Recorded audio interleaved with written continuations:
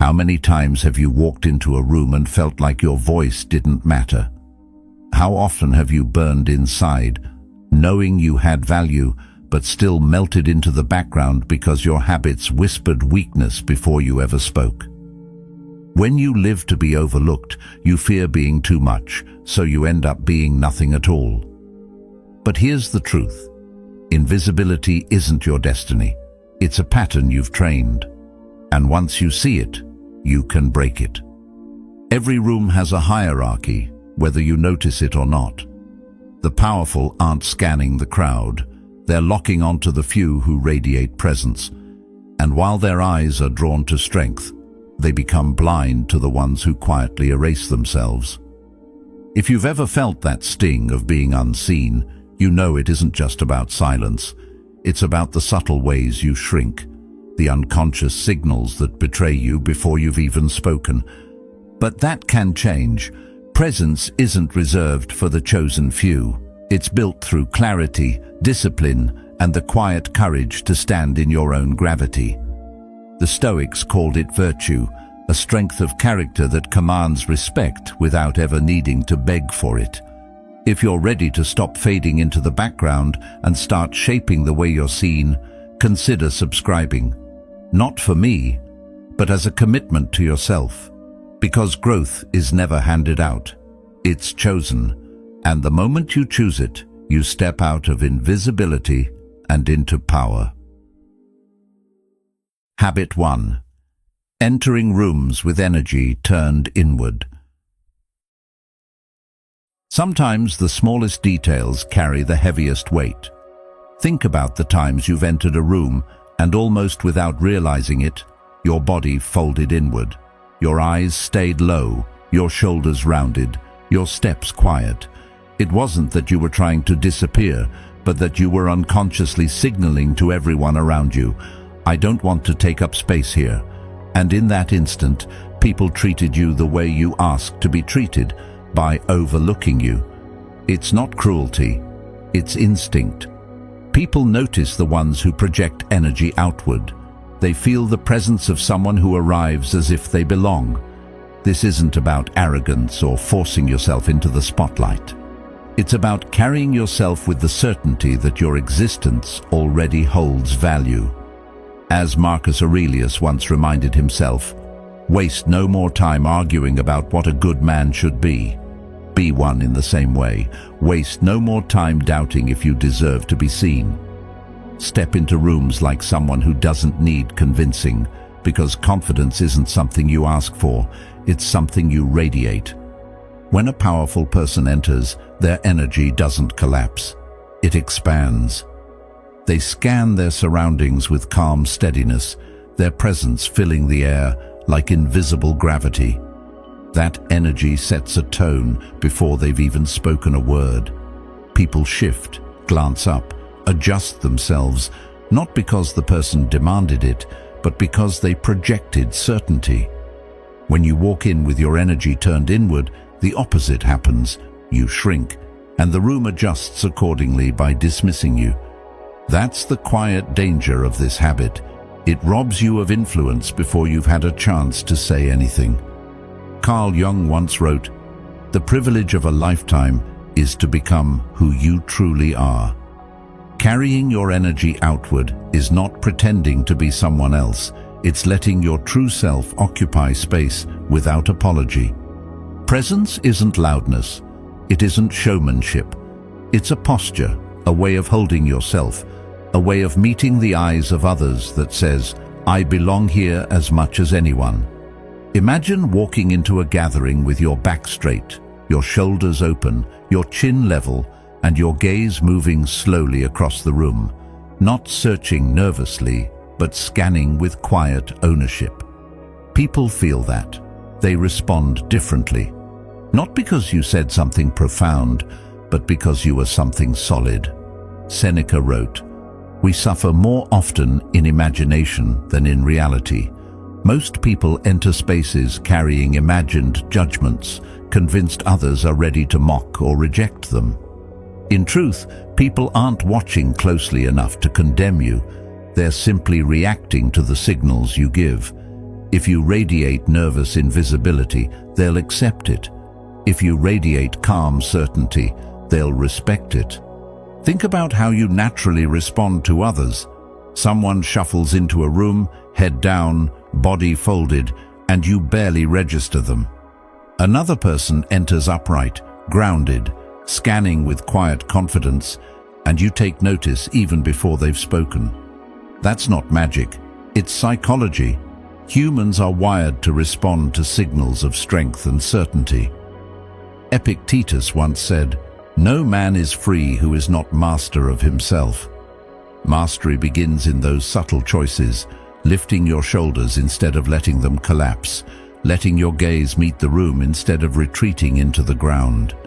These are not dramatic gestures, but small acts of mastery that free you from the prison of invisibility. The danger of walking in with energy turned inward is that it becomes habit. Over time, it shapes how others see you and even how you see yourself. You start believing that you're naturally someone who doesn't get noticed, someone who belongs in the background. But that's not truth, that's training. You've practiced being small so often that it feels natural. The way out isn't to overcompensate with loudness or forced bravado. The way out is steadiness. Aristotle once noted, "We are what we repeatedly do." Excellence, then, is not an act, but a habit. In the same way, presence is not a gift, it's a habit. Each time you walk into a room with openness instead of collapse, you're training your body and your mind to believe in your worth. Practical change starts small. Next time you step through a doorway, pause for a brief second. Plant your feet firmly, straighten your posture, let your eyes sweep the space. Breathe slowly. This tiny ritual shifts your energy outward instead of inward. You don't have to speak first. You don't have to dominate the room. You just have to let your body signal, "I am here and I carry weight." If you've lived much of your life walking in with folded energy, this shift may feel uncomfortable at first. But remember, comfort has never been the path to growth. Jung believed that what we need most is often found in the places we least want to look. If you resist the discomfort of showing up differently, you also resist the transformation it offers. The Stoics didn't fear discomfort. They welcomed it as the training ground of resilience. To walk into a room as if you belong is not arrogance. It's Stoic discipline. It's the practice of living aligned with the truth that your presence matters. So the next time you cross that threshold, don't let your energy collapse inward. Don't let your body whisper weakness. Straighten. Breathe. Let your awareness expand outward. Claim space without needing permission. You don't do this for show. You do it because presence is not about being seen by others. It's about seeing yourself clearly first. And when you finally carry yourself with that kind of certainty, people notice. They have no choice but to. Habit 2. Speaking with apology in your tone. There's a certain kind of silence that carries more weight than 1,000 words. You've probably felt it before. Someone says a sentence, ends it firmly, and then lets the stillness do the work. The words hang in the air, undeniable, leaving you no choice but to consider them. That kind of presence doesn't come from fancy language or clever phrasing. It comes from conviction, from a voice that doesn't tremble or trail off, from tone that doesn't beg for approval. Now think of the opposite. The moments when you've spoken with strength in your words, but weakness in your delivery. Your tone rose like a question instead of a statement. You added little apologies, unnecessary sorries, or nervous fillers. Without meaning to, you told the world, "I'm not sure I have the right to say this." And people believed you. This is the danger of speaking with apology in your tone. The actual words might be solid, even powerful, but the delivery dilutes everything. It's like pouring fine wine into a cracked cup. It leaks out before anyone can taste its richness. The Stoics were very aware of this. They taught that your speech should mirror your character, steady, calm, rooted in discipline. Epictetus once said, "First learn the meaning of what you say, and then speak." That advice is timeless. Know what you mean, believe what you say, and let your tone carry the weight of that belief. If your voice falters, people will listen less to the content and more to the insecurity beneath it. Tone is not just about sound, it's about presence. Imagine being in a meeting where someone dominates the room without ever raising their volume. Their words are simple, maybe even few, but their voice is low, steady, and unshaken. That tone demands attention, not because it shouts, but because it's anchored. Compare that to someone who speaks with rushed sentences, words tumbling over each other, their voice rising as if seeking confirmation. It doesn't matter how brilliant their ideas are, listeners tune out. Presence evaporates when tone sounds like a plea instead of a declaration. Carl Jung once noted, "You are what you do, not what you say you'll do." In communication, you are not just the meaning of your words, you are the tone that delivers them. Here's where it gets personal. Many of us slip into apologetic tone without noticing. Maybe you soften your statements at work because you don't want to seem pushy. Maybe you trail off when disagreeing with a friend because you fear conflict. Maybe you say sorry at the start of a sentence, even when you've done nothing wrong. These habits don't just weaken your speech, they weaken how people see you. Over time, others begin to place you in the category of someone who can be overlooked, someone who doesn't believe in their own voice. Seneca warned us, "It is not that we have a short time to live, but that we waste much of it." How much time is wasted on words spoken without conviction, evaporating into the air because the tones strip them of their power? Training your voice is less about theatrics and more about awareness. Notice the endings of your sentences. Do they rise like a question? Do they fade away instead of landing firm? Start practicing short statements with a flat, calm ending. "I agree." That doesn't work. "This is my view." Say them slowly, without rushing, without softening, and without adding fillers. Silence is your ally here. End your sentence, pause, and let the stillness underline your words. Aristotle once said, "Character may almost be called the most effective means of persuasion." Tone reveals character more than content does. When your voice carries calm finality, you show character, you show steadiness, you show someone who doesn't need approval to speak truth. There's another layer to this: emotional control. Often an apologetic tone sneaks in because of nerves or fear of judgment. You want to smooth things over, to keep everyone comfortable, to avoid standing out too much. But the cost of comfort is invisibility. The Stoics believed that external reactions should never shake your inner steadiness. Marcus Aurelius wrote, "If it is not right, do not do it. If it is not true, do not say it." Notice how simple that is. No decoration, no begging, no softening, just clarity and conviction. Your speech should echo that simplicity, clear, true, delivered with certainty, then left to stand on its own. Let's make it concrete.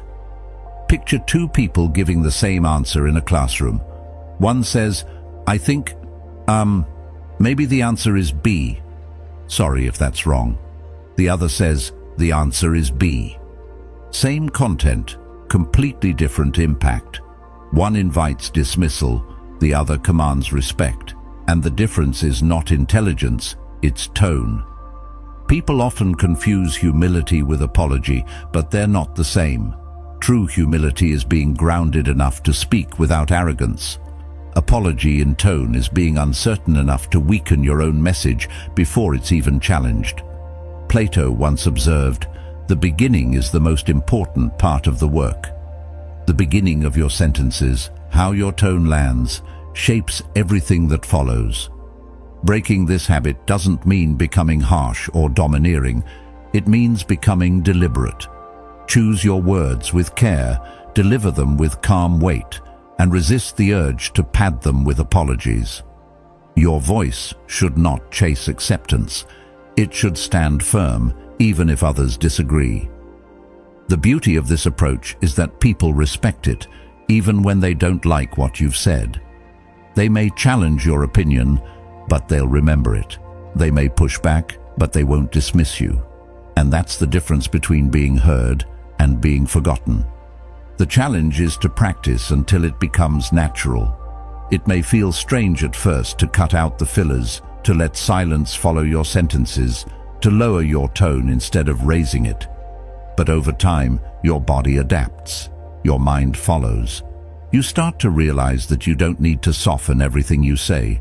You don't need to apologize for existing in the conversation. The voice inside you learns to carry itself with calm strength. And that strength changes not just how others hear you, but how you hear yourself. Ask yourself, how many of your words have been lost to an apologetic tone? How often have you diluted your own presence because you let insecurity sneak into your delivery? It's not enough to know what you want to say. You must also train how you say it, because in the end, words alone don't carry power. Conviction does. Tone does. And when your tone no longer asks for permission, when it no longer apologizes for speaking, something shifts. People stop tuning you out. They start leaning in. Habit 3. Laughing too easily. There's a strange thing about laughter. It can build bridges, but it can also build cages. Think about the moments where you've laughed, not because something was truly funny, but because you felt you had to. Someone made a cutting remark at your expense, or a superior tossed out a sarcastic jab, and instead of holding your ground, you let out a nervous chuckle. Maybe you did it to smooth the tension. Maybe you did it to avoid conflict. But in that moment, your laugh didn't protect you. It gave you away. It told the other person, I'll bend to keep this easy, even at the cost of myself. And once you've done that, you've handed over control. Laughter, when genuine, is a powerful signal. It shows connection, confidence, and ease. But when it's nervous or automatic, it signals the opposite: insecurity and a need for approval. Powerful people recognize this instantly. They may even test it on purpose. They'll say something risky, maybe even disrespectful, and then watch you. Do you smirk nervously to stay in their good graces? Do you chuckle even when the words cut you down? If you do, they've learned something about you, that you value acceptance more than self-respect. Carl Jung once wrote, "The most terrifying thing is to accept oneself completely." Nervous laughter is the opposite of that. It's the refusal to accept yourself fully, the choice to mask discomfort instead of meeting it directly. The Stoics warned against becoming too reactive to the behavior of others. Marcus Aurelius reminded himself, "You have power over your mind, not outside events." Realize this, and you will find strength. When someone makes a sharp comment, your mind is the only battlefield that matters. If you can master your reaction, you retain your presence. If you give it away with an easy laugh, you've surrendered before the fight even began. That doesn't mean you should be cold or humorless. It means your laughter should be deliberate, rooted in choice, not in fear. Think of a time when someone mocked you lightly, perhaps a peer or even a friend. If you laughed along, the moment may have passed without conflict, but did you notice how the dynamic shifted? They felt freer to tease again, the balance tilted, and even if you didn't intend it, you taught them that your dignity was negotiable. On the other hand, imagine responding with silence. Not anger, not defensiveness, just stillness. The air would thicken. The other person would suddenly feel the weight of their own words. That pause forces reflection. It unsettles them. Silence becomes your armor, and they can't quite figure out how to penetrate it. Seneca once said, "A man is as wretched as he has convinced himself that he is." If you constantly laugh at your own expense, you're convincing yourself and everyone around you that you're comfortable being diminished. Over time, you stop needing others to reduce you because you've already done it to yourself. Nervous laughter, repeated enough, trains you into invisibility. The Stoic alternative is restraint, not false seriousness, but deliberate choice. Laugh when it's real. Stay silent when it's not. In that way you keep your dignity intact, and dignity is the soil from which true respect grows. Here's the reality. The people you most want respect from are always reading your signals. They don't need long explanations. They catch the micro-expressions, the nervous chuckles, the instinctive reactions. Those tiny moments are where their judgment is formed. If they see you laugh at an insult, they assume you're harmless. If they see you laugh at something that devalues you, they assume you'll trade your pride for belonging. That's why controlling your laughter matters. Let's make this more vivid. Picture two colleagues in a meeting. One makes a sarcastic remark aimed at the other. The first responds with a forced laugh, head tilted down, signaling, "It's fine, I'll play along." The room registers it. In that moment, the hierarchy is clear. One person stands above, the other shrinks. Now picture the same scenario, but this time the target of the joke doesn't laugh. They don't flare with anger either. They just let the silence sit, eyes steady, body calm. The room feels different now. Everyone senses the weight. The one who made the joke doesn't quite know how to proceed. That's the power of restraint. Stillness unsettles. This doesn't mean you should stop laughing altogether. Genuine laughter is healthy, bonding, and magnetic. Plato once said, "The serious man must not be without humor. What matters is timing." What matters is whether your laugh comes from joy or from insecurity. When it comes from joy, it strengthens you. When it comes from insecurity, it weakens you. People can sense the difference even if they can't explain it. Breaking the habit of nervous laughter starts with awareness. Notice when you laugh and why. Are you laughing because you found something truly funny, or because you felt pressure to respond? Next, practice silence. When someone makes a joke at your expense, resist the urge to fill the air with sound. Let it land. Breathe. Hold your ground. At first, it may feel heavy, even awkward, but that weight is exactly where your presence grows. Over time, others will notice that you're not the kind of person who laughs to belong. You're the kind of person who belongs because you don't need to perform. Aristotle said, "The ideal man bears the accidents of life with dignity and grace." Dignity and grace do not look like nervous laughter. They look like composure. They look like self-respect. They look like someone who knows when to share joy and when to let silence do the speaking. And in the end, that kind of presence doesn't just make you visible. It makes you undeniable. Next time you're tempted to laugh just to smooth the edges of a sharp moment, pause. Ask yourself, is this laughter real or is it surrender? If it's surrender, let it go. Stand still. Let the silence carry your strength. Because when people can't read you, they can't control you. And when they can't control you, they begin to respect you. Habit 4. Over-explaining simple things. There's a strange kind of panic that creeps in when silence follows your words. You speak, someone listens, and then for a brief second, there's nothing. That moment can feel unbearable. And so, to fill the space, you keep talking. You repeat yourself. You add context they didn't ask for. You over-clarify, trying to make sure they get it. But what starts as an attempt to be understood slowly turns into something else, an apology disguised as explanation. You're no longer communicating clearly. You're just proving that you deserve to be heard. And ironically, the more you explain, the less people actually hear. This is what over-explaining really is, a habit born from insecurity, not intelligence. It's not about sharing information, it's about seeking reassurance. At some point, many of us were taught that we had to defend our words, that simply stating something wasn't enough. We had to show our work, explain our intent, and soften the delivery so no one misunderstood us. But this habit, once repeated enough, becomes self-erasing. When you don't trust your own voice to stand on its own, neither will anyone else. Carl Jung once wrote, "The most common form of despair is not being who you are.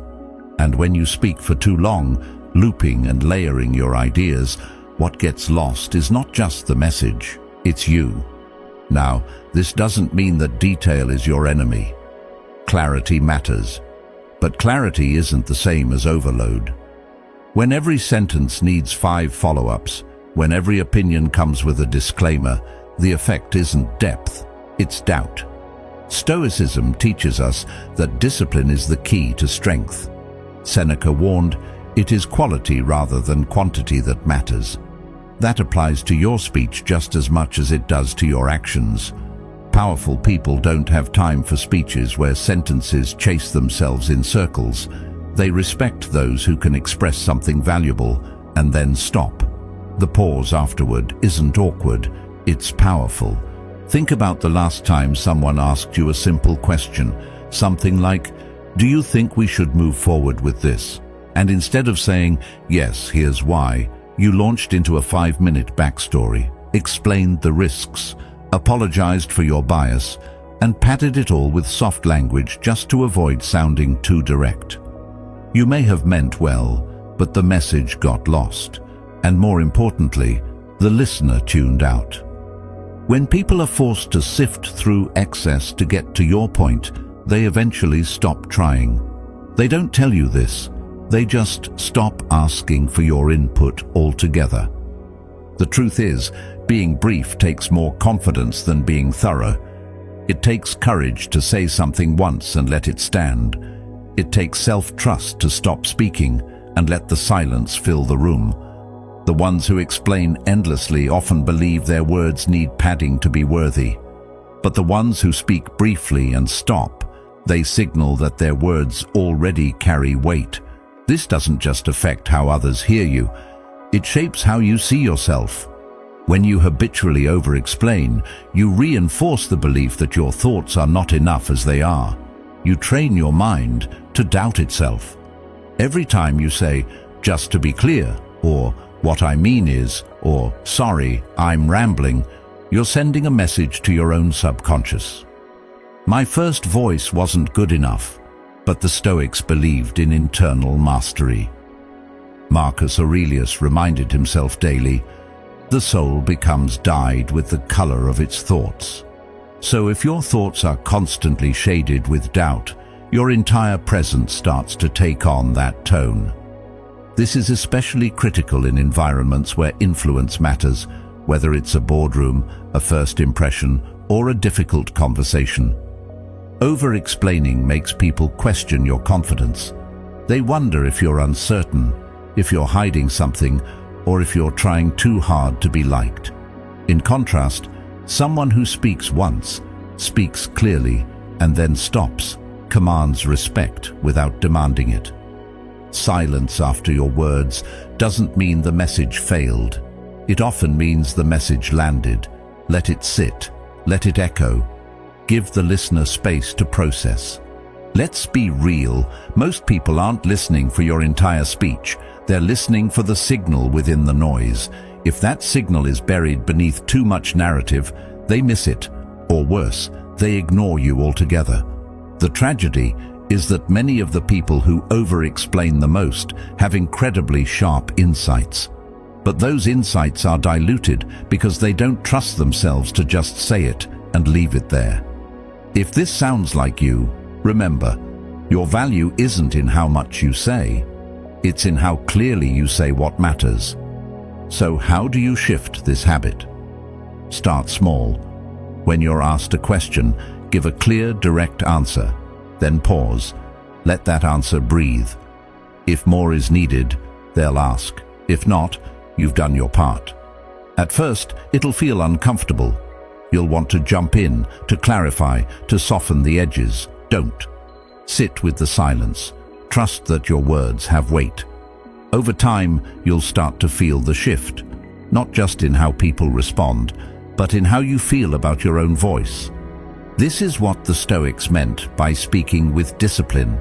It's not cold or robotic. It's respectful to yourself and to others. You speak like your time is valuable. You don't rush. You don't ramble. You don't perform. You deliver your thought, and then you hold your ground. Because when you learn to stop over-explaining, you stop apologizing for your existence. And when you stop apologizing, people start listening. Let that be your new standard. Clarity over clutter, signal over noise, truth over reassurance. You don't need to prove yourself with paragraphs. You just need to speak with presence, and then stop while the room catches up. Because sometimes the most powerful thing you can say is nothing at all. Habit 5. Waiting to be included. There's a silent agreement many people carry into a room without ever realizing it. A quiet belief that says, if I just sit here long enough, someone will notice me. Someone will open the door. Someone will invite me in. And so they wait. They wait at the edges of conversations. They nod along politely. They look interested, engaged, but they never interrupt, never steer, never speak unless called on. It feels safe. It feels respectful. But what it actually communicates is uncertainty, not just to others, but to yourself.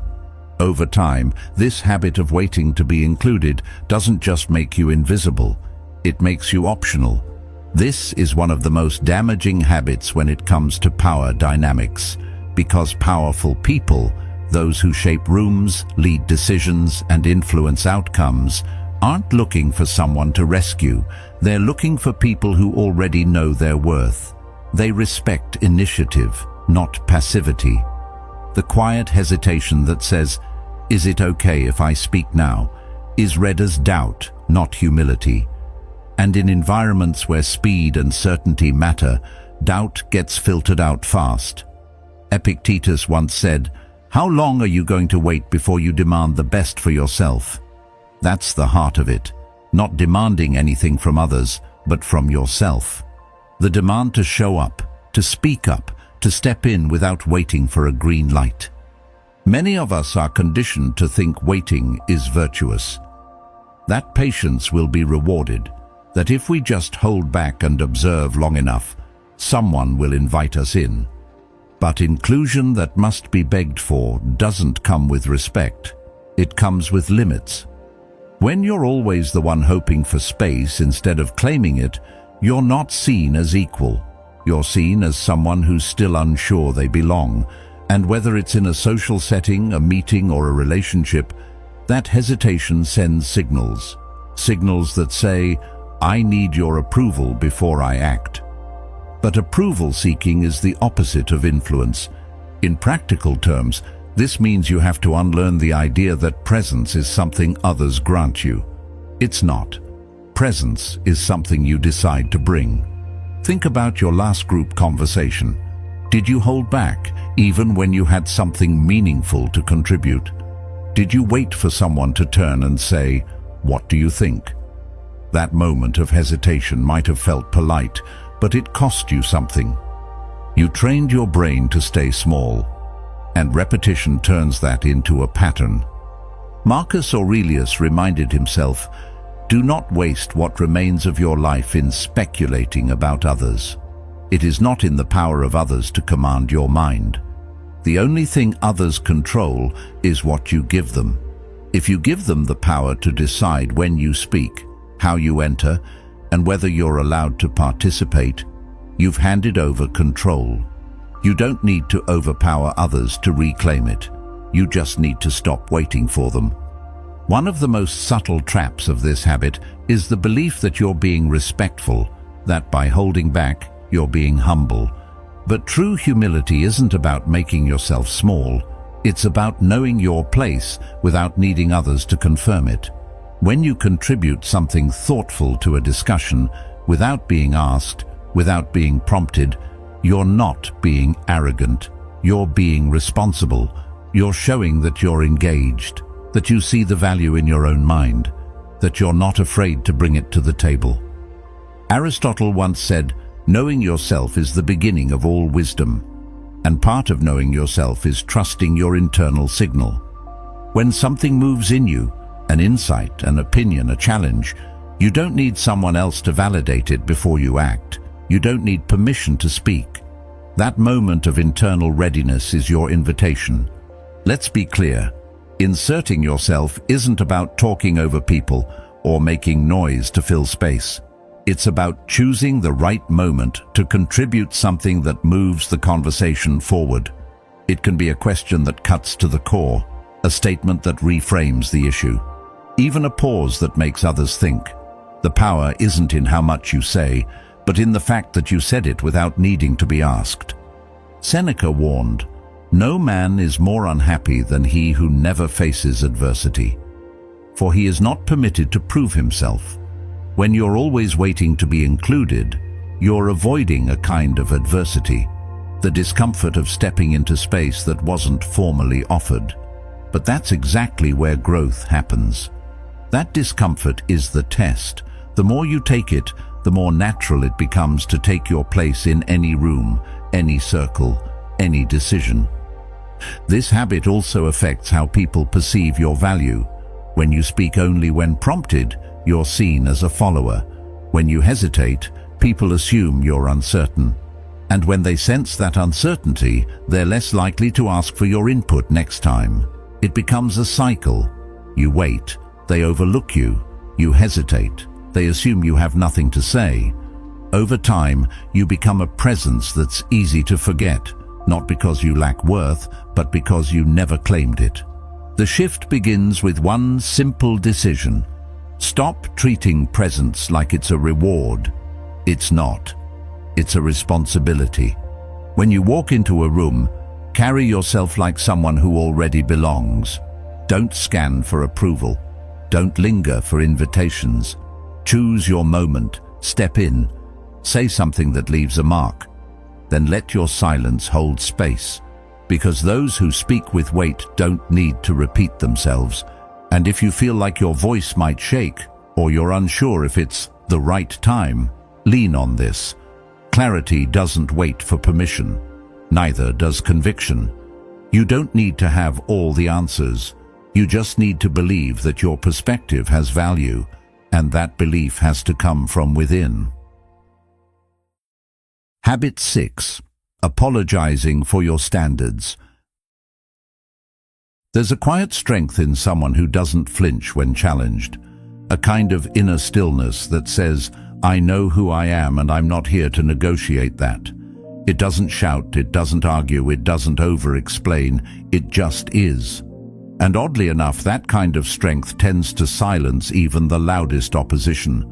But most people never get to feel that kind of power, not because they lack standards, but because they keep apologizing for them. They say they won't accept certain behavior, certain energy, certain treatment. But when those boundaries are tested, instead of holding firm, they soften, they explain, they offer disclaimers like, "I didn't mean it like that," or "I just prefer it this way." And in that moment, the standard breaks, not from external pressure, but from internal doubt. This is where so many lose their edge. It's not that they don't have boundaries, it's that they don't trust their right to enforce them. They believe they need to justify their no, soften their "I don't tolerate that," or sugarcoat their preferences to make others comfortable. But comfort isn't the goal. Clarity is, and clarity doesn't come with disclaimers. Epictetus once said, "Know first who you are, and then adorn yourself accordingly." That's what standards are. A reflection of who you are, not something you perform for approval. When you backtrack on your values the moment someone pushes back, You train people to see your boundaries as flexible, and powerful people, whether consciously or not, will test them, not always out of malice, sometimes just to understand where the line really is. But if your response to being questioned is to explain, negotiate, or dilute your stance, the message becomes clear. This person doesn't trust their own limits. And if you don't, why should anyone else? Carl Jung believed that every time we deny a piece of our own truth, we strengthen the shadow, the unseen part of us that grows bitter, resentful, or exhausted from constantly performing. But a real standard isn't something you defend like it's a courtroom argument. It's something you carry like a silent law, quiet, unbending, certain. Think about it. If someone says, "I don't eat meat," and someone else says, "Oh, come on, just one bite," do they launch into a 5-minute TED talk about ethics, digestion, and personal history? Not if they're grounded. They just say, "No thanks," and move on. The standard stands because the person holding it doesn't need the other person's understanding to keep it alive. That's the essence of power, being able to hold your ground without needing permission. Seneca put it simply, "He who is brave is free." So many people confuse explanation with kindness. They think that if they don't justify their boundaries, they're being cold, unfair, or rude. But boundaries aren't acts of aggression, they're acts of self-respect. And self-respect isn't rude, it's necessary. When you walk away from a situation that doesn't align with your values, you're not punishing anyone. You're just refusing to betray yourself. Let's bring this into real-life situations. Someone crosses a line. Maybe they speak to you in a way that doesn't sit right. Maybe they try to guilt-trip you into something you've already declined. Maybe they keep pushing your limits, hoping you'll fold. If your response is to say, "Well, it's just that I really don't like when," or, "I guess I could," but you're signaling uncertainty. The energy behind your words says, "I don't know if I'm allowed to stand my ground, so I'll make it easier for you to feel okay with my no." But a no doesn't need wrapping paper, it just needs to be clean, firm, calm. One of the fastest ways to earn quiet respect in any room is to set a boundary and let it stand without performance. You don't need to raise your voice, you don't need to give a lecture, you don't need to play defense, you just hold the line. And what you'll find is that most people, even the difficult ones, respond to that energy. Not always with praise, not always with agreement, but with recognition. They may push, they may test, but deep down, they respect it. Because that kind of presence, calm, unwavering, unapologetic, is rare. And in a world that rewards convenience and flexibility, people instinctively recognize when they're in the presence of someone who won't bend out of fear. Aristotle once said, "Dignity does not consist in possessing honors, but in deserving them." And one of the most dignified things you can do is treat your standards as something sacred, not something you toss aside for comfort, not something you explain away for peace, but something you live by, even when no one is watching. This isn't to say you should never be flexible. Life requires nuance. There are times to listen, to adapt, to compromise when it makes sense and feels right. But flexibility should come from wisdom, not from fear. When you compromise just to avoid tension, what you're actually doing is draining your own confidence. You walk away feeling small, unsure, disconnected. You start to question whether your instincts were ever valid to begin with. That's not growth. That's self-abandonment disguised as politeness. So here's the shift. Next time you feel the urge to explain your no, catch yourself. Ask, why do I feel the need to make this more palatable?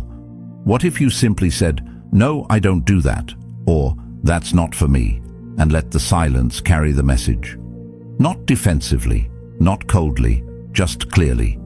Let the other person sit with their reaction. Let them adjust. You don't have to adjust for them. In doing this, you start to build something within yourself, an inner solidity. You become someone whose presence carries boundaries without needing to advertise them. Someone who isn't looking for conflict, but won't contort themselves to avoid it either. That's the person others look at and think they know exactly who they are. And in a world full of noise and negotiation, that kind of clarity is magnetic. Habit 7. Overusing praise. Sometimes the nicest words can say the weakest things. That may sound strange, especially in a world where being nice is considered a virtue. But there's a big difference between genuine kindness and compulsive praise. Most people don't see it. They think showering others with compliments is a way to build rapport, to show warmth, to smooth over tension. But when you hand out praise too easily, you're not building connection. You're trading authenticity for approval. And that trade, over time, makes your words cheaper, your presence lighter, and your influence smaller. Flattery is the easiest way to disappear in plain sight. You become the one who always agrees, always applauds, always nods enthusiastically at even the most average comment. You think it makes people like you, and maybe for a moment it does. But over time, those same people stop looking at you as an equal. They start seeing you as someone who needs to be liked, someone who gives validation not because it's earned, but because it's expected. And powerful people, people with weight, discipline, and self-awareness, can feel that desperation immediately. Carl Jung once said, "The shoe that fits one person pinches another. There is no recipe for living that suits all cases." If you're constantly adjusting your reactions to suit everyone around you, what you're really doing is erasing your shape to fit theirs. Praise isn't the problem. Timing and intention are. When you give praise in every conversation, after every sentence, you turn a sharp tool into dull noise. Think about it. If someone tells you that's amazing 5 times in one meeting, do you believe any of it? Or does it start to feel automatic, like a reflex instead of a response? The power of a compliment lies in its scarcity. When someone who rarely praises you suddenly says, "You did excellent work," it lands. It means something, because you know it wasn't given to keep the peace, it was earned. The Stoics understood the danger of dependency, especially emotional dependency.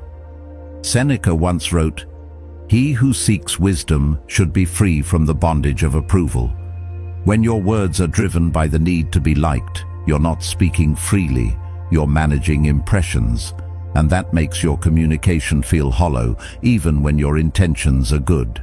This habit is subtle, but it eats away at your authority. You go from someone whose words shape the room to someone whose praise is expected but not respected. Overusing praise also sends a message about your standards. If everything impresses you, nothing truly does. It doesn't mean you become cold or stingy with kindness. It means you reserve your recognition for moments that actually deserve it. When someone performs at a high level, when someone pushes past resistance, when someone shows courage or clarity, that's when praise has power. Not when someone does what's expected. Not when someone makes a routine comment or offers a surface-level idea. People who lead with constant praise often believe they're spreading encouragement, but what they're actually doing is revealing a fear of tension. They praise to prevent conflict, to keep things light, to avoid being misunderstood, but avoidance is never strength, it's just a delay. Aristotle once said, "To avoid criticism, say nothing, do nothing, be nothing." The same applies to overpraising. When you avoid tension by flooding the room with compliments, you're not being thoughtful, you're being invisible. Let's take this into real life. Imagine you're in a brainstorming session and someone shares an idea. It's average, nothing wrong with it, but not game-changing either. You respond with, "That's brilliant," even though you don't fully believe it. What happens? That person feels falsely affirmed, your standards drop in their eyes, and the others in the room notice your words don't match reality. Now, imagine instead you respond with silence or a neutral nod, and later when someone shares a truly sharp insight, you say, "That's exactly the shift we needed." That single sentence now carries weight. Why? Because you didn't spend your energy on fluff. Marcus Aurelius lived as both a philosopher and an emperor, and he knew the temptation of false praise better than most. He wrote, "Receive without pride, let go without attachment." That applies not only to receiving praise, but giving it. Don't give praise to feel needed. Don't hold back criticism to protect your image. Instead, speak with integrity. Praise when it's earned. Stay silent when it's not. This isn't about withholding kindness, it's about protecting its meaning. Another layer of this habit comes from the need to manage how others feel about you. You might praise constantly because you fear being misunderstood, or you've been taught that warmth equals likability. But constant approval seeking keeps you in a dependent posture, and the more you need to be liked, the more others realize they can shape you. They sense that if they withhold affection or connection, you'll bend. That's not influence, it's emotional debt. And it builds fast when you spend praise like spare change. Jungian psychology teaches that the unconscious communicates through patterns. If you notice yourself praising others more than you actually feel admiration, it's time to check the underlying pattern. Are you trying to fill space with approval? Are you afraid that silence will feel cold? The truth is, silence can be respectful. Stillness can be powerful. You don't have to rush in with affirmations to prove you're kind. Sometimes, presence itself is enough. So how do you change this? It starts with awareness. Notice how often you compliment others. Notice when it feels automatic. Catch yourself when you're tempted to say, "That's great," just to keep things smooth. Ask yourself, is this moment really worth that kind of recognition, or am I trying to avoid discomfort? When you learn to pause before praising, something powerful happens. You start speaking with precision. You begin to value your own words again, and so does everyone else. Speak when it matters. Praise when it costs something. Save your words until they can actually move someone, not just comfort them. In the end, the real respect you earn isn't from being liked. It's from being clear, being rooted, being someone who doesn't throw around validation like confetti, but who offers it when it's earned, and only then. That's when your words become a mirror, not a mask. That's when your presence begins to carry weight without effort. Here's the challenge. Let your praise be rare, specific, and earned. Let it surprise people, not pacify them. And when you do speak words of recognition, they'll land like thunder, because they'll know it wasn't to be liked. It was because it was true. Habit 8. Mirroring too much. There's a strange kind of pressure many people feel when they walk into a room or sit down with someone new. A subtle voice whispers, blend in, match them, don't stand out too much. And so without realizing it, we start to shift. We adjust our tone to mirror theirs. We adopt their slang. We match their energy. Sometimes we even copy the way they sit or the rhythm of how they speak. It's not that we're trying to be fake, we're trying to connect. But in that process of connection, we often lose something far more important, our center. Mirroring at its core is not inherently bad. It's a psychological tool we all use unconsciously to build trust. When someone subtly mirrors your body language, it sends the message, I'm with you, I understand you, I'm safe. But like any tool, when overused, it stops being effective and starts being revealing. When you mirror too much, what you're really saying is, I'm willing to abandon my natural rhythm just to be accepted, and the people around you, especially those who are grounded in themselves, can feel that. They may not be able to articulate it, but they'll notice something. You don't hold your shape. But you can't become who you truly are if you keep trading your authenticity for social safety. When your identity is constantly morphing to reflect whoever you're around, you're not bonding, you're blending. And people don't form lasting respect for someone who always blends.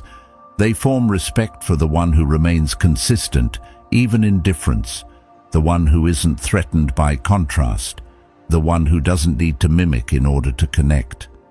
This habit often starts from a good place. Maybe you want the conversation to flow more smoothly. Maybe you're trying to make others feel comfortable. But what gets overlooked is the cost. Every time you shift yourself to match someone else, especially when it's not natural, you subtly send the message, "I'm not sure who I am in this moment, so I'll take my cue from you." And while that may reduce social friction, it also reduces presence. Because presence isn't just about being liked, it's about being felt. Stoicism teaches us that our power lies in internal stability, not external approval. Marcus Aurelius once said, "Be like the cliff against which the waves continually break, but it stands firm and tames the fury of the water around it." That's the essence of groundedness. You can be surrounded by strong personalities, by differing energies, and still remain in your own frequency. That doesn't mean you refuse to listen. It doesn't mean you dominate. It just means you don't adjust your character every time the room shifts. Think of someone you've met who speaks in their own rhythm, uses their own language, and doesn't change their tone based on who they're talking to. There's something magnetic about them, right? It's not arrogance, it's consistency. They're not trying to match you. They're inviting you to meet them where they naturally are, and that invitation creates something powerful, curiosity. Because when someone doesn't bend to fit, you start to wonder what's anchoring them. What gives them that calm, that clarity, that self-assurance? Over-mirroring, on the other hand, creates the opposite effect. It makes people feel like they've met a version of themselves, not a new person. And while that might feel comfortable at first, it quickly becomes forgettable. There's no friction, no tension, no contrast. And without contrast, there's no intrigue. Influence doesn't come from sameness. It comes from distinction, from having a shape that others can feel, even if they don't fully understand it. But if you're constantly shifting your tone, humor, values, or energy to align with the person in front of you, when exactly do you get to know yourself? Self-knowledge requires resistance. It requires moments where you say, "This is how I speak. This is what I value. This is my natural pace." And when someone else's rhythm doesn't match yours, you don't panic. You hold steady.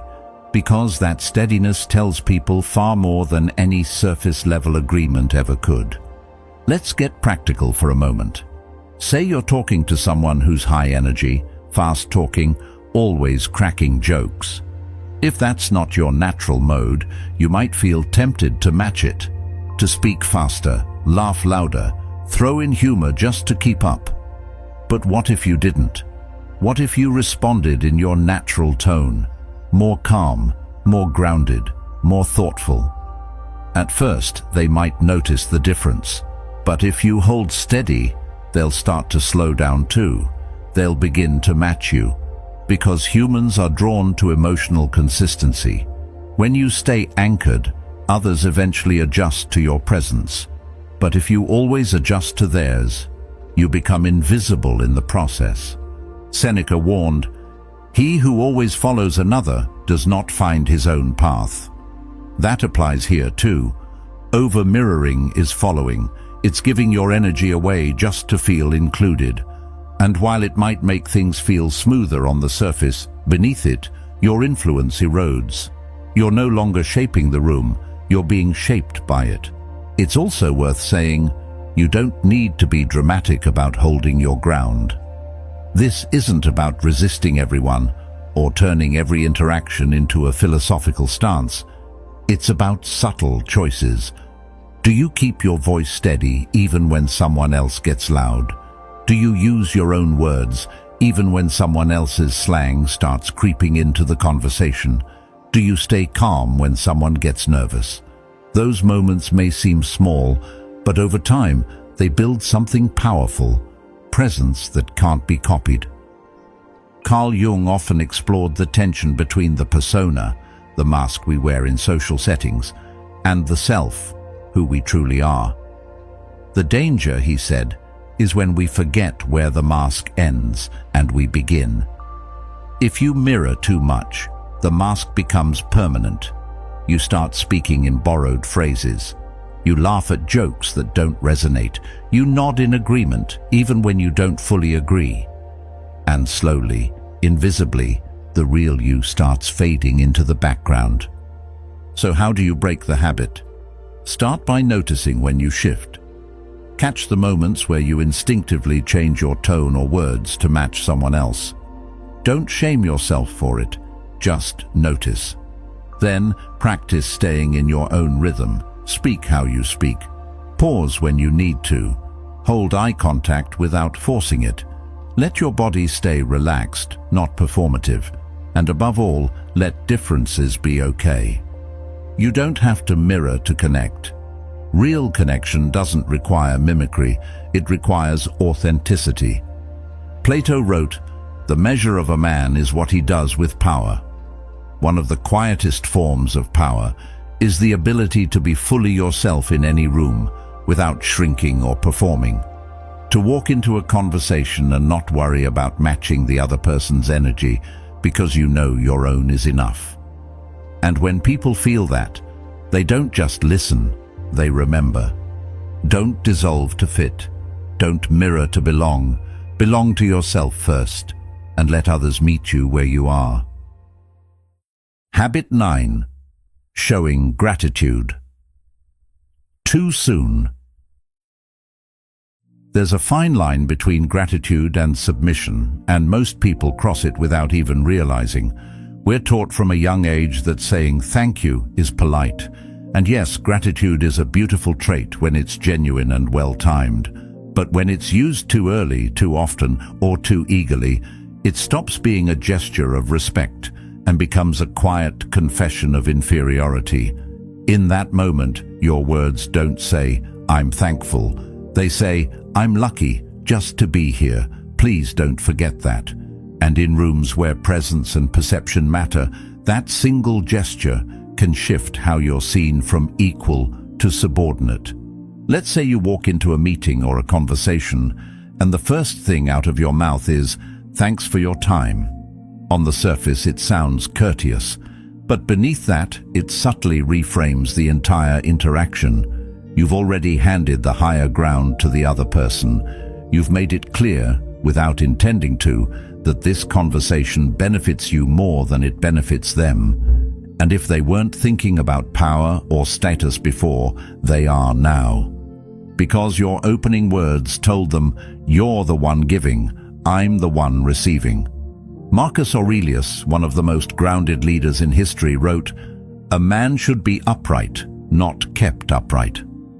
That applies here. Your posture in a conversation, verbal and emotional, should be upright. Not tentative, not apologetic, not laced with premature gratitude. You don't need to bow into spaces that you already belong in. You don't need to open with a thank you just to justify your presence. Instead, walk in with calm clarity.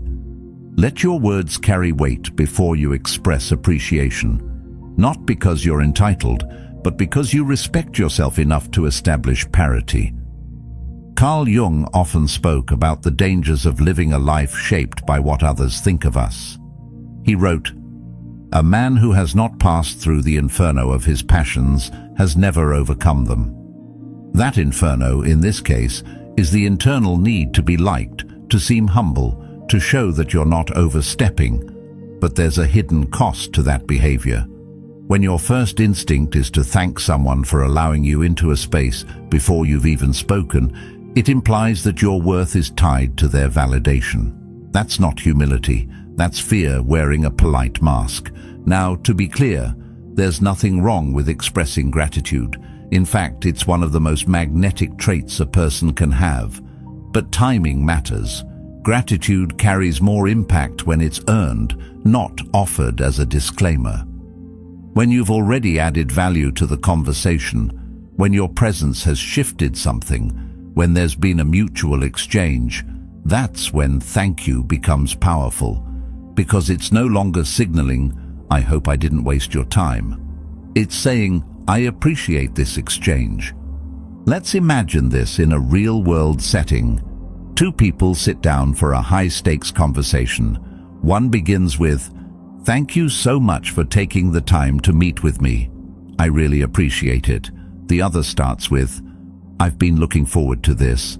I have a few ideas I'd love to share with you." Same scenario, two completely different energies.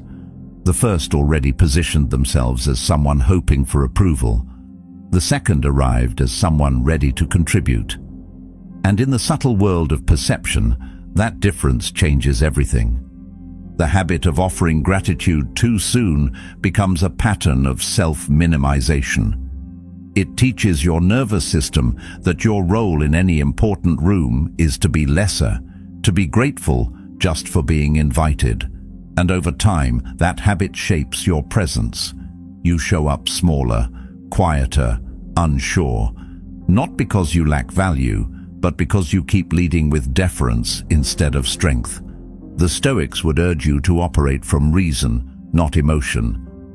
Epictetus taught that our judgments, not events themselves, create our experiences. If you judge a conversation as one where you must thank the other person immediately just for giving you attention, you've already cast yourself in the role of the one being granted something. But if you judge the conversation as a mutual exchange of ideas, a meeting of minds rather than a favor received, then your posture shifts. You no longer speak to be approved, you speak to contribute. This also applies to creative, professional, and social dynamics. When someone offers you feedback, do you immediately say, "Thank you. That's great," even before processing it? When someone gives you an opportunity, do you rush to express gratitude before showing why you were a worthy choice in the first place?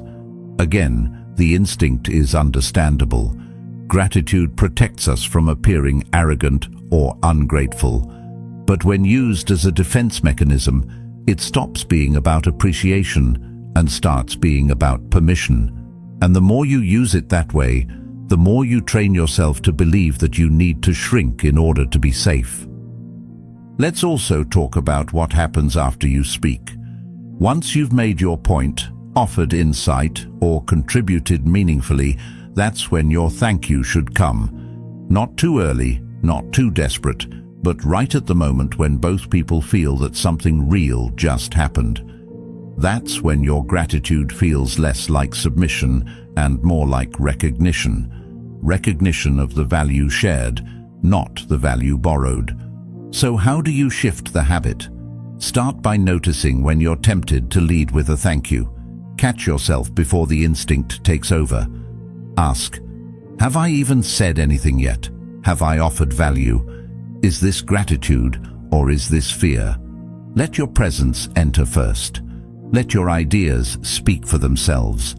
Let the room adjust to you before you adjust to the room.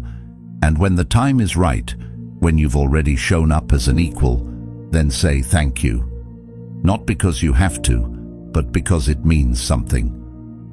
Plato said, "Wise men speak because they have something to say, fools because they have to say something." Apply that to gratitude. The wise express it when it's meaningful. The unsure use it to buy comfort. Which one are you becoming? In the end, gratitude isn't something to be removed. It's something to be refined. When used intentionally, it strengthens your presence. But when used too early, it weakens it. So don't erase your worth by rushing to thank people for noticing you. Show them who you are first. Let the conversation become mutual. Then let your appreciation land like a seal, firm, respectful, undeniable. Habit 10. Seeking emotional safety in conversation. Most people don't realize how much of their energy in a conversation is spent managing emotion, not their own, but everyone else's. You walk into a room, scan for friendly faces, adjust your tone to match the safest one, and before you even say a word, you've already decided how honest you're allowed to be. Maybe you soften your opinions mid-sentence. Maybe you phrase everything as a question, just to keep it gentle. Maybe you wait to see how others react before finishing your thought. It feels like social intelligence, it feels like diplomacy, but often it's something else entirely, a deep discomfort with emotional tension. Let's be honest, nobody likes conflict. Nobody wakes up thinking, I hope I make things awkward today. But some people handle discomfort better than others, and that makes all the difference. Because in every interaction, there are moments, small, quiet moments, where you're faced with a choice. Speak your truth or smooth it out. Be direct or be digestible.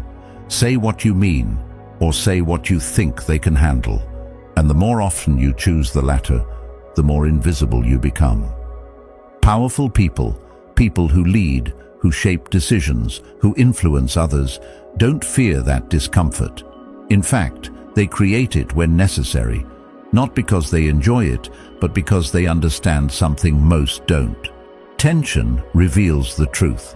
It flushes out the room. It shows who's anchored and who's performing. Carl Jung said, "What you most need will be found where you least want to look." Often what we most need in conversation is honesty, not just with others, but with ourselves. And honesty, by its nature, creates friction. When you avoid tension at all costs, you slowly abandon your position. You shape your words to avoid reactions. You retreat into niceness. You say less than you mean, and you let things slide. Not because you agree, but because you don't want to make things uncomfortable. And here's the hard truth. Every time you do that, you train yourself to fear your own voice. You teach yourself that peace is more valuable than presence, that being liked is more important than being clear. The Stoics had no interest in emotional safety. They weren't cruel or insensitive. They were prepared. Let's say you're in a conversation and someone brings up a topic that touches something personal or important to you. You have an opinion, maybe even a strong one, but you hesitate. You ask yourself, will this make things weird? Will they push back? Will I be judged? And just like that, you dilute your own thought. You dress it up in soft language. You make it a maybe instead of a truth. And the person across from you may nod. They may smile, but they won't remember you, because what you gave them wasn't clarity, it was comfort. Now imagine the same conversation, but this time you speak directly. You say, I disagree with that, and let the silence follow. You say, that's not how I see it, and let the weight of your words land. It might create friction, it might shift the tone, but what it definitely does is establish presence. Not forcefully, not aggressively, just firmly. That firmness doesn't push people away, it invites them into a real interaction, because deep down, people respect what doesn't flinch. Seneca once wrote, "No man was ever wise by chance." Wisdom doesn't come from making others feel good all the time. It comes from seeing clearly and speaking cleanly, even when it's hard. Especially when it's hard. And in conversation, that means resisting the urge to manage every emotional variable. You don't need to be cold or detached, but you do need to stop apologizing for speaking directly. You need to stop editing yourself in real time just to keep things smooth. There's a reason powerful people use silence deliberately. When you speak and then pause, letting your words stand without rushing to soften them, you create space. Space for reflection, space for discomfort, space for meaning. Most people hate that space. They rush to fill it, but those who can hold it Those who can let it stretch without panic are the ones others start to pay attention to. This doesn't mean you should turn every conversation into a debate or seek conflict for its own sake, but you should be aware of how often you avoid it, how often you swallow a real thought to keep the peace, how often you change your tone mid-sentence because someone raised an eyebrow. These aren't small habits. They shape how people experience you, and more importantly, they shape how you experience yourself. You earn dignity by showing up honestly, even when honesty feels risky, especially when it does. That doesn't mean you have to be blunt or harsh.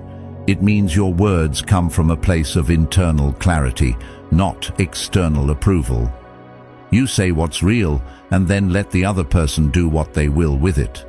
That's dignity. That's presence. If you've spent most of your life avoiding conflict, this habit won't change overnight. You'll still feel the pull to please, to smooth, to keep it safe. But the shift starts when you pause before you soften. When you notice the instinct to rephrase and decide not to. When you let the silence sit for just a few seconds longer than is comfortable. Over time, those small acts of steadiness become part of your presence. And people feel it. They may not always agree with you, but they will respect you. The goal isn't to be the loudest voice in the room. It's to be the clearest. And clarity often comes with friction. That's okay. Let it come. You don't need to be emotionally bulletproof. You just need to be anchored. When someone challenges you, you don't fold. When a moment gets tense, you don't retreat. When you feel the urge to please, you pause. That pause is where your power lives. Plato once said, "Courage is knowing what not to fear." Don't fear tension. Don't fear silence. Don't fear a raised eyebrow or an awkward pause. These are just signals that something real is happening, something meaningful, and if you stay present through them, you come out the other side stronger, clearer, more whole. Next time you feel yourself scanning the room for safety, don't. You are the safety. You are the grounded presence. You are the one who doesn't need every moment to be smooth in order to stay calm. That's the kind of presence that doesn't just survive the storm. It changes the weather. Habit 11. Avoiding physical space. You can walk into a room without saying a word and still be heard. Not through your voice, but through your presence, through how you carry yourself, how you take up space, how you hold your body before any conversation even begins. Most people don't realize it, but the body speaks before the mouth does. And for those who habitually shrink, who sit at the edges, who fold their arms tightly across their chest, as if bracing for impact, the message is loud and clear. I don't belong here. Don't mind me. I'll stay out of the way. It's subtle, but the effects are not. You might be the smartest person in the room. You might have insight, depth, talent, and experience. But if your body hides, so do all those things. Because powerful people don't just hear your words, they read your posture. They pay attention to who commands the room without effort and who tries to disappear inside it.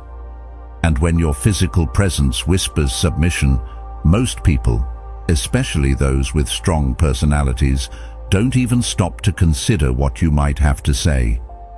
Stoic philosophy taught that we should never give away our power voluntarily. Marcus Aurelius wrote, "Look well into thyself. There is a source of strength which will always spring up if thou wilt always look there."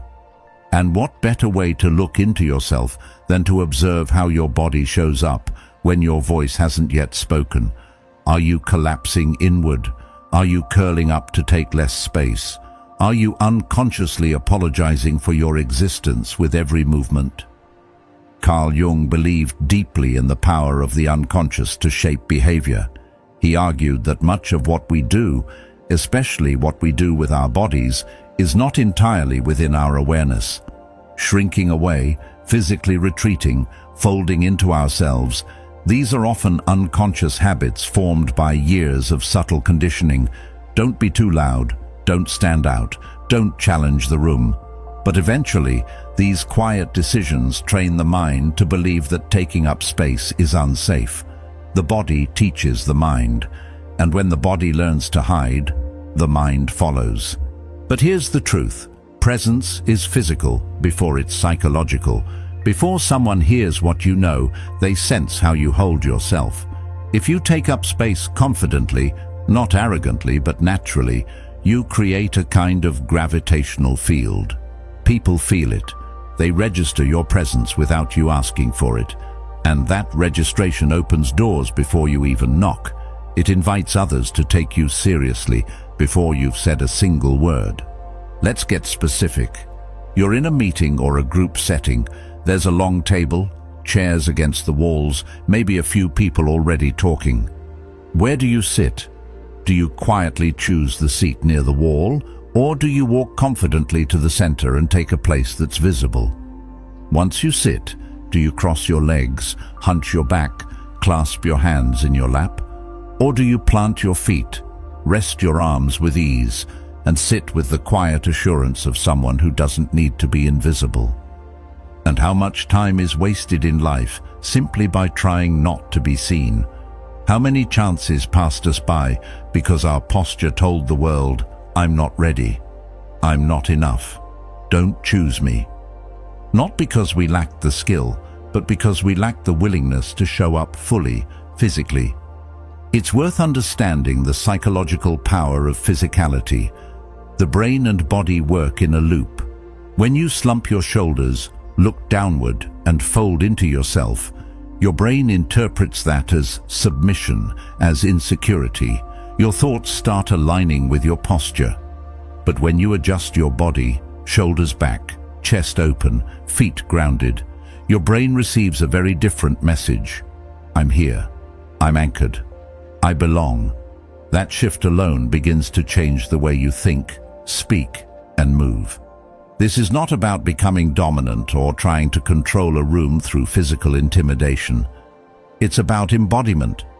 It's about showing up with a posture that reflects your inner worth, even if you don't fully feel it yet. Sometimes the body leads, and the mind catches up. Think of it like this. Confidence isn't a prerequisite for presence. Sometimes presence builds confidence, and presence begins with space. Taking up space is a subtle expression of power, not the kind that demands, but the kind that grounds, the kind that says, I don't need to prove anything, but I won't disappear either. In rooms where competition is silent and influence is measured in attention, the way you occupy physical space becomes a kind of unspoken language.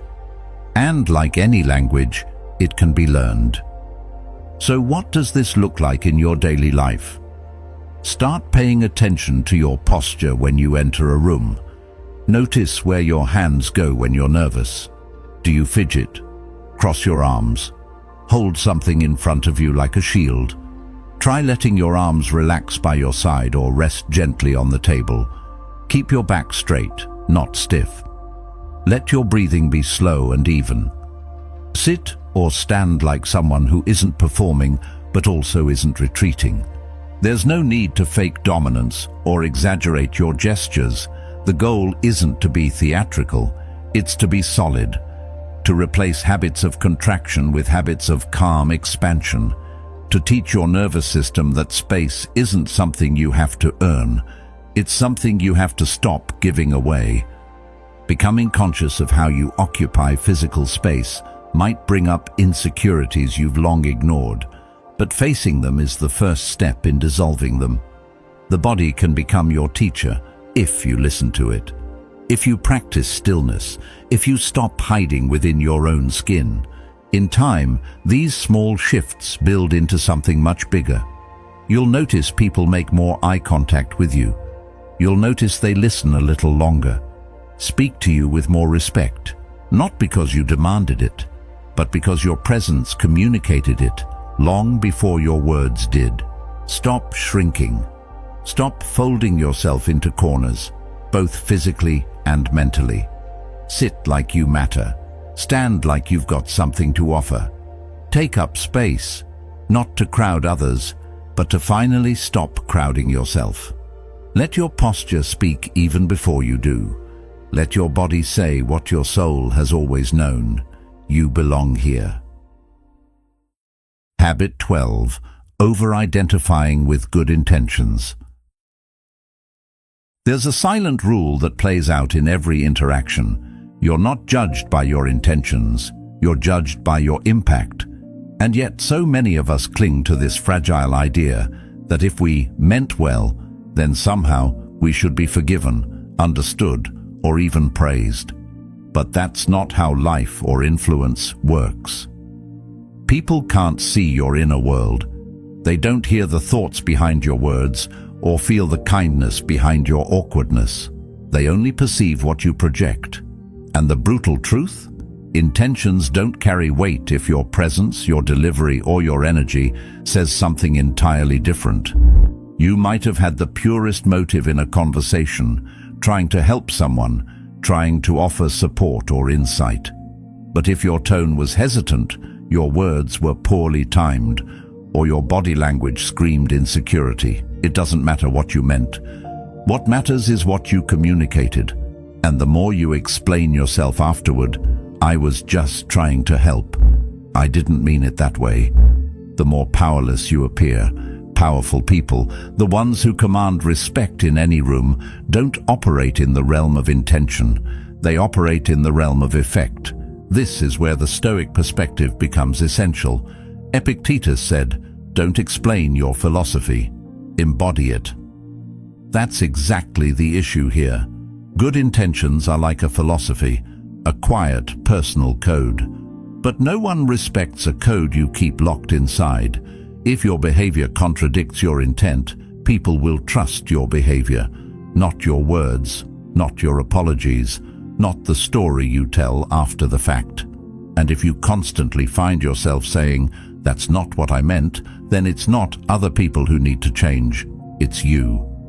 Carl Jung explored this in his work on the persona, the mask we wear in public.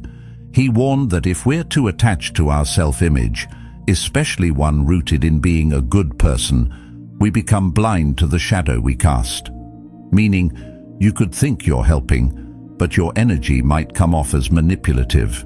You might feel confident inside, but show up as timid or unclear.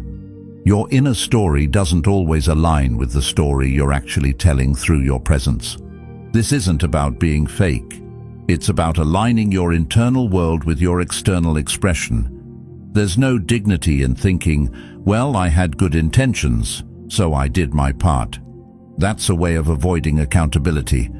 Because if you really care about the outcome, if you truly want to connect, influence, or lead, then your responsibility is to close that gap between what you feel and what others receive. Think about it in simple terms. If someone hands you a drink and accidentally spills it on you, the fact that they meant well doesn't change the fact that you're soaked. And if they do it again next week, still smiling, still well-meaning, it starts to feel less like kindness and more like incompetence. That's how people perceive you when your actions, tone, and presence don't match the story you tell about yourself. You can be the kindest person in the world, but if your presence feels needy, apologetic, or chaotic, you'll still be treated with skepticism. If you habitually show up in a way that's confusing or contradictory, that's who you become in people's eyes, no matter what you meant. So the question is not, how do I explain myself better? The real question is, how do I express myself with more alignment? Start here. Take radical ownership of your signals. That means becoming hyper-aware of your tone. Do you raise your pitch at the end of your sentences like you're not sure? Do you soften your opinions with unnecessary qualifiers like, "I could be wrong, but," or "I don't know if this matters"? Do you apologize for things no one noticed? These are behaviors that override your good intentions. They say, "Please don't be mad at me. Please still like me." And no matter how smart or kind you are, those signals create an impression of weakness, not warmth. Seneca, one of the most grounded Stoics, wrote, "A man's worth is no greater than the worth of his ambitions." If your ambition is to be someone who commands respect and moves through life with clarity, then your behavior needs to reflect that ambition. Not just your thoughts, not just your private motives, but your posture, your voice, your boundaries, and your timing. These things matter. These are the tools through which people decide whether you're someone to listen to or someone to overlook. And yes, this takes practice, because many of us were raised to believe that being nice is enough, that if our hearts are in the right place, then our social outcomes will eventually catch up. But that's a passive way to move through the world. Stoicism is not passive. It's about training the self to act with clarity and intention, not just to feel well-meaning, but to be effective. So what does this look like in real life? It means you stop chasing the perfect words and start focusing on clean delivery. Say what you mean, clearly, and without unnecessary softening. If someone misinterprets you, don't scramble to over-explain. Instead, own it calmly, correct it once, and move forward. If your tone was off, fix it through behavior, not apology. If your body language was closed, open it up. If your presence was scattered, ground yourself and re-enter with stillness. Don't let your communication become a desperate attempt to prove your good nature. Instead, let your words be deliberate. Let your tone carry weight. Let your silence be full of intention. That's how powerful people move. They don't explain themselves into understanding. They embody understanding. Another key point here is timing. Good intentions are often used as a crutch after something goes wrong. That's backward. The real strength is in preparing your presence before the interaction happens. That means rehearsing, not scripts, but states. Practicing calm breathing before you speak. Practicing holding eye contact without flinching. Practicing delivering disagreement without emotional leakage. These are the real-life rituals that sharpen your ability to show up the way you want to be seen. And here's the ironic twist. When you stop clinging to your good intentions, you actually become a better person. Because you're not hiding behind the idea of being good. You're actively refining your actions to do good effectively. You become someone people trust, not because you said all the right things, but because you carried yourself with congruence. That's rare, and rare is powerful. Next time you find yourself saying, "That's not what I meant," pause. Ask yourself, then what did I actually say? What did I actually signal? And how can I better align my intent with my presence next time? That's the question that turns unconscious behavior into conscious growth. That's what separates those who merely wish to be respected from those who are. Habit 13. Treating influence like it must be earned. We grow up being told that if we just work hard, stay humble, and keep our heads down, one day someone will tap us on the shoulder and say, "It's your time." That moment never comes, not in the way you expect. Because the truth is, the world doesn't reward quiet effort. It responds to visible presence. You can be the most talented, the most prepared, the most well-meaning person in the room, but if you act like you're waiting for permission, you'll get passed by. Influence isn't a medal handed out for good behavior. It's a posture, a mindset. It's something you step into, not something you're handed. This is where so many people get it wrong. They think influence must be earned like a grade, that if you just keep doing good work, eventually someone will elevate you. But power doesn't work like that. Influence isn't transactional, it's perceptual. It begins the moment you assume it. That doesn't mean faking arrogance or puffing yourself up. It means walking into a room with the quiet certainty that you belong, that your voice has weight, that your presence has gravity. It's an inner stance, not an outer performance. The Stoics understood this. Marcus Aurelius wrote, "Waste no more time arguing about what a good man should be. Be one." In the same way, don't waste time trying to prove you deserve respect. Be someone who naturally commands it. This is not about domination or control. It's about alignment, behaving in a way that reflects the value you already carry. Because if you don't believe in your own authority, why should anyone else? Carl Jung spoke of the concept of individuation, the process of becoming who you truly are, distinct from the roles and masks you've been conditioned to wear. Most people operate from a learned identity, the helpful one, the humble one, the quiet one, and they treat influence like something reserved for others, those with louder voices, flashier titles, more charisma. But individuation demands that you integrate your strength, not hide it behind politeness, not shrink it behind earning your place. You already have a place, you just haven't claimed it yet. There's a pattern to how people defer. It's subtle, but it shows. They sit at the edge of the room, they wait for the conversation to make room for them. They preface every thought with disclaimers. This might be silly, but, or, I'm not sure, but maybe. That's the voice of someone seeking permission, and powerful people can feel it. They don't respond by pulling you in. They respond by letting you stay invisible, because whether we like it or not, most social environments operate on energy signals, and when you radiate uncertainty, people receive it as a cue to overlook you. It's not about being aggressive, it's about being anchored. There's a difference. Anchored energy is calm, centered, steady. It doesn't grasp, it doesn't shrink, it simply is. When you speak with conviction, when you take up space without apology, when you enter a room as if your presence matters, people adjust. Not because you demanded anything, but because your self-respect teaches them how to treat you. So many people suffer from the imagined consequences of being bold. They think, what if I speak up and it's wrong? What if I seem full of myself? What if people think I'm arrogant? So they default to silence. But in doing so, they suffer the very thing they were trying to avoid: being overlooked, being dismissed, being underestimated. Stoicism teaches us to resist that anticipatory suffering, to meet the moment as it is, not through fear or fantasy, but through clarity and poise.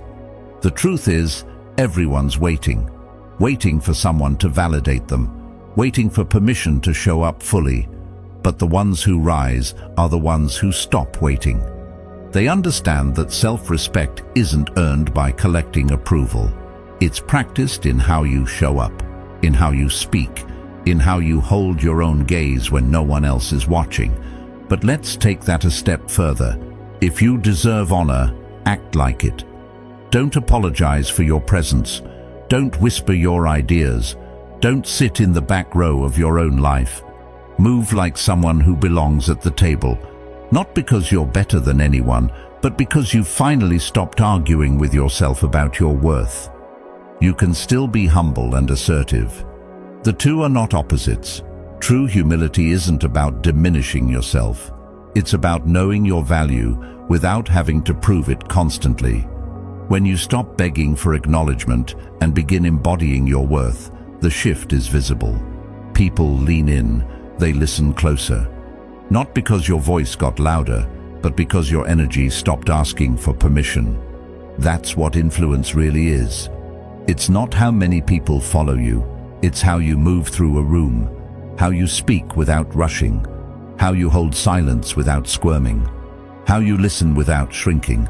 Influence is not an award, it's a vibration, one that others instinctively recognize and respect. So the next time you find yourself thinking, maybe I need to prove myself a little more, pause. Ask yourself, what if I don't?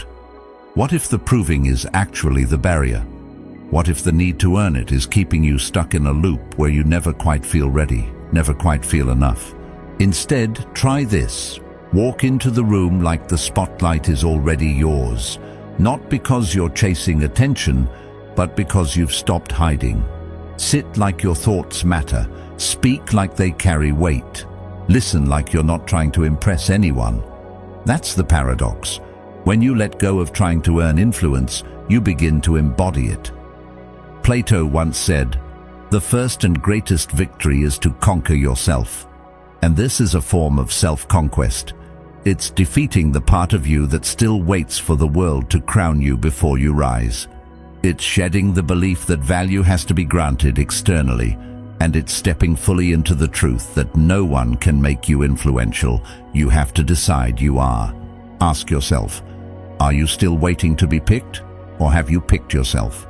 Because the moment you stop waiting is the moment the game changes, not just for you, but for how the world responds to you. Habit 14. Always rushing to prove your worth. It's strange, isn't it? The more you try to prove you belong, the more you feel like you don't.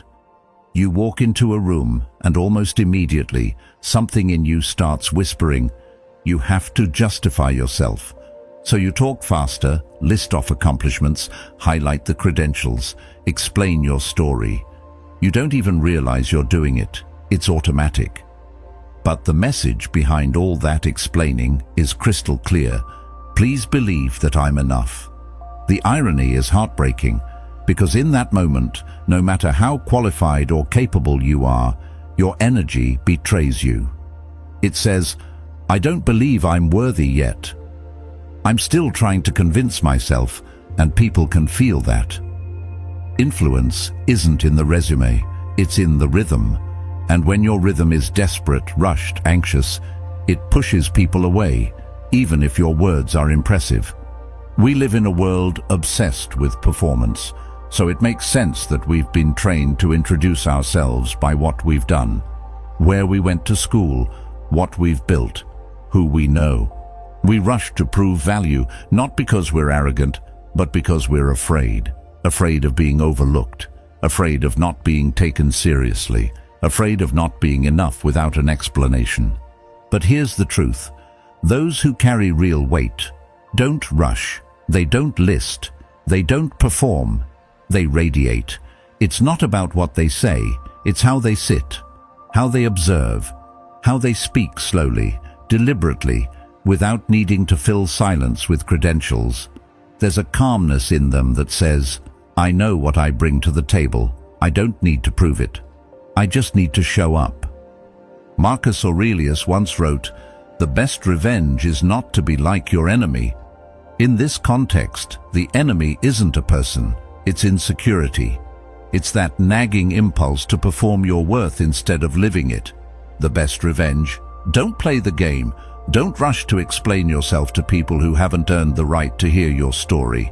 Don't seek validation like it's a lifeline.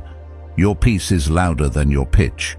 There's a quiet kind of confidence that doesn't need to announce itself. That's the kind of energy that shifts a room. But you only arrive there when you stop fighting for space and start occupying it. That's the subtle art. Instead of trying to convince people you're valuable, be valuable, and let that speak for you. Most people confuse presence with performance. But presence isn't what you do, it's what you hold. For many of us, the unconscious belief that we are not enough drives every interaction. We don't realize it's there. We think we're just being thorough, just being polite, just making a good impression. But underneath that urge to prove is a much deeper insecurity, and until you confront it, you'll keep performing for people who aren't even watching. This is the tragedy of overexplaining. The more you speak, the more you dilute your presence. The more you list, the more you shrink. It's counterintuitive, but it's real. People don't believe what you say, they believe what you embody. And if you walk into a room with nervous energy, all the credentials in the world won't mask it. But if you enter with silence, poise, and unshakable self-respect, you won't have to say much. They'll feel it. Epictetus once taught that if you want to improve, be content to be thought foolish and stupid. That's a radical kind of power, to be okay with not proving yourself, to be still while others perform, to let people misunderstand you, underestimate you, even ignore you, because you know who you are. When you stop needing everyone to understand your brilliance becomes undeniable. Not because it's loud, but because it's anchored. This kind of restraint is difficult, especially if you grew up having to earn every drop of recognition. If your value was always tied to performance, grades, achievements, praise, you probably learned that silence was dangerous, that being overlooked meant being unloved. So now, as an adult, you rush. Not because you're vain, but because you're scared. You don't want to disappear again. But disappearing isn't caused by saying too little. It's caused by believing too little. When you hold the belief that you must constantly convince others of your value, your very presence becomes an apology. You walk around trying to earn what you already carry. And people sense that. They don't know why they lose interest. They just do. Because desperation doesn't breed trust. Stillness does. One of the biggest ways we waste our time is performing for people who don't even see us. We use words to build ladders to acceptance, when what we really need is a foundation of inner stillness. If you stop trying to prove your story will unfold naturally, and when it's time to speak, your words will carry weight, not because they were impressive, but because they came from someone who didn't need to impress. When you know yourself, you don't need to pitch yourself. You realize that your presence, your values, your integrity, your calm, those things say more than any list ever could. You become the kind of person who doesn't rush to prove, but instead radiates certainty through your restraint. Power doesn't always come from title or wealth. It also comes from energy, from command. And those who carry power gracefully never beg to be seen. They sit in their truth. They watch. They respond deliberately. They don't perform. And when they speak, people listen. So here's the challenge.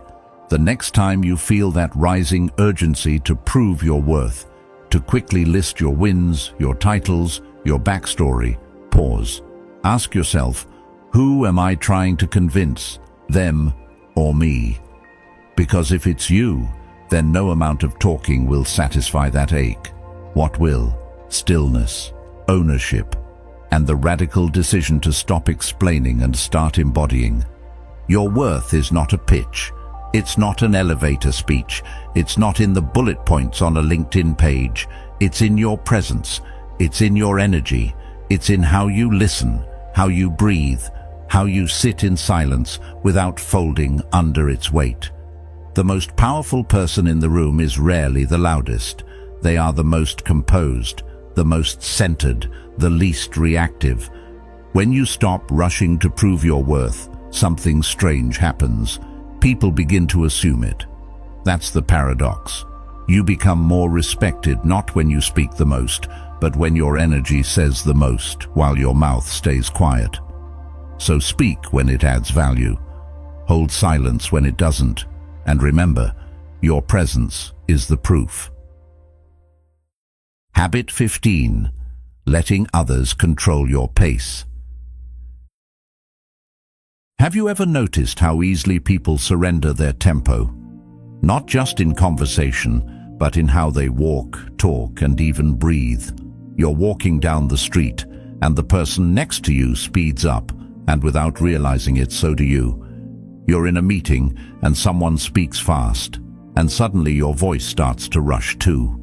You mirror their pace, not because you intend to, but because your body is quietly trying to adapt, to keep up, to belong. But here's the truth. When you let someone else set your pace, you let them set your power. Presence isn't just about being in the room, it's about being rooted in yourself, regardless of what's happening around you. And the moment you start adjusting your rhythm to match theirs, especially out of habit or anxiety, you start leaking control, drop by drop.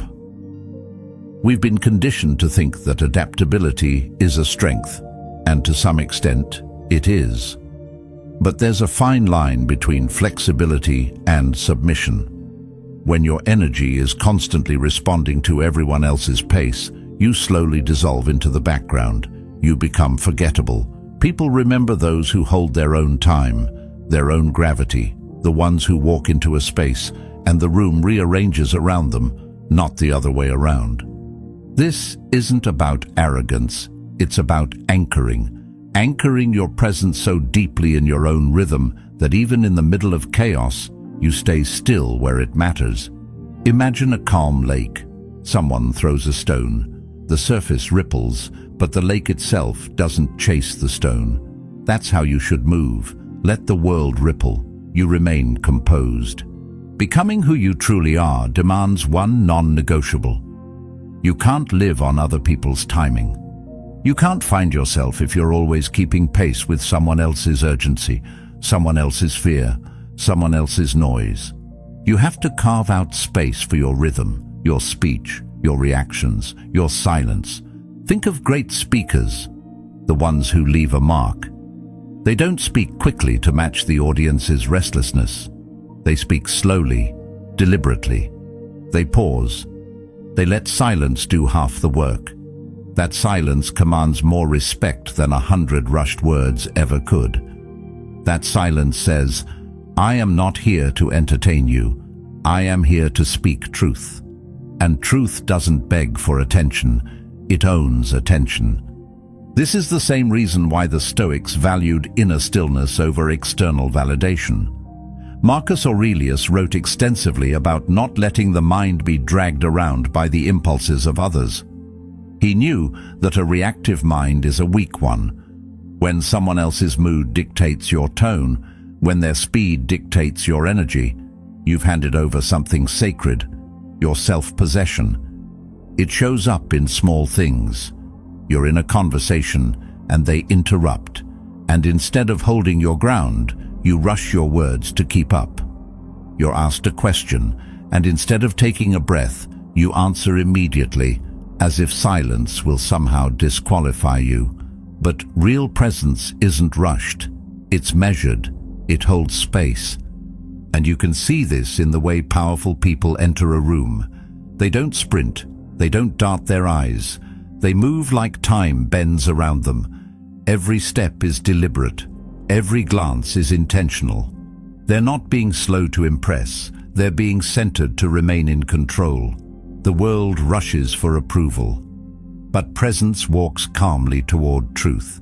If you want to reclaim your rhythm, start by slowing everything down, not for drama, but for dignity. Speak slowly, not because you lack urgency, but because you have clarity. React slowly, not because you're dull, but because you're unshaken. Pause when someone expects you to answer instantly. Let them feel the stillness. Let them meet you on your timing. That moment right there, that's influence. Seneca once said, "He who is everywhere is nowhere." And this applies to the pace of your mind too. When your attention is scattered across a dozen people's energy, when you're adjusting yourself every 5 minutes to keep up with someone else's mood or tone or walk, you disappear. You become nowhere, because there's no core holding you together. The pace of your life becomes everyone else's playlist, and you forget your own rhythm. And here's the thing, they won't tell you that you're drifting. Most people don't even notice that they're steering your energy. It's subtle. A fast talker makes you stumble over your words. An impatient listener makes you shrink your ideas. A dominant personality makes you second-guess your tone. But it doesn't have to be this way. You don't need to overpower anyone. You just need to hold your frequency. That's what rattles people. Not loudness, not ego. Just the unshakable quiet of someone who doesn't move faster just because the world is panicking. Someone who doesn't speed up their voice just because someone else is rushing them. Someone who walks slowly through chaos. Not because they're unaware, but because they're untouched. The moment you begin to move at your own pace, everything changes. Conversations slow down. Eyes turn toward you. Your words carry more weight. And the world, which usually only listens to noise, leans in toward your silence. Not because it's dramatic, but because it's rare. Influence isn't about matching the energy in the room, it's about becoming the energy that the room starts to match. When your pace is yours, calm, controlled, unforced, people don't just listen, they follow. Not because you demanded it, but because you demonstrated it. So when you walk into a room, don't rush. Let your steps speak before your voice does. When you speak, breathe between sentences. Let your words settle. When someone pushes their pace on you, smile gently, but don't chase them. And when someone rushes you for a decision, take your time anyway, because that time isn't wasted. It's claimed. Remember, you're not here to match the beat of the world. You're here to move with the beat of your truth. And truth doesn't need to rush to prove itself. The most powerful presence in any room is not the one speaking the most or moving the fastest. It's the one who controls their tempo like a conductor guiding an orchestra, not with force, but with rhythm. Your rhythm. Most people live on borrowed rhythms, chasing pace, chasing approval, chasing presence. But the moment you claim your own timing, the world begins to move around you.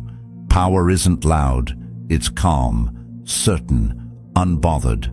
And if you carry that stillness with you, you don't just walk into rooms, you change them. If this resonated with you, there's another video waiting on the screen that will deepen this transformation. I invite you to watch it next. Thank you for being here. Thank you for being a part of Stoic Journal.